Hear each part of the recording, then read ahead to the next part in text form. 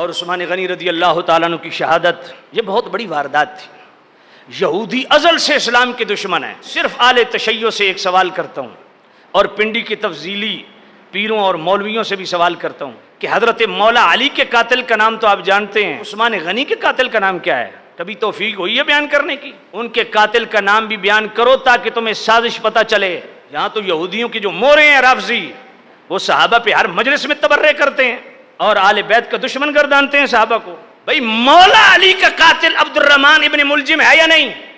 اسی عبد الرحمن ابن ملجم کا سگا بھائی خالد ابن ملجم وہ عثمان غنی کا قاتل ہے۔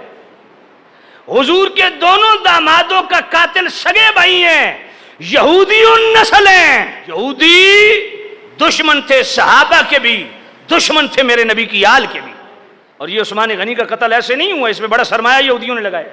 تاریخ تبری پڑھی ہے، جو ہی حضرت عثمان غنی شہید ہوئے نا تو آنن فانن کیسر روم نے مدینہ پہ حملہ کرنا چاہا، انہوں نے اپنی کشتیاں سمندر میں ڈال دیں، ایسا یکدم طوفان چلا، کشتیاں الٹ گئیں، واپس پلٹ گئے۔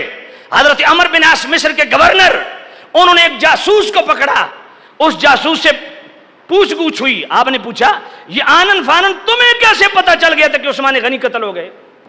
اس نے کہا جناب یہ سارا کیا دھرا ہمارا تھا، اور اس پہ کیسر روم نے 1,30,00,000 دینار ہم نے اس مشن پہ خرچ کیے۔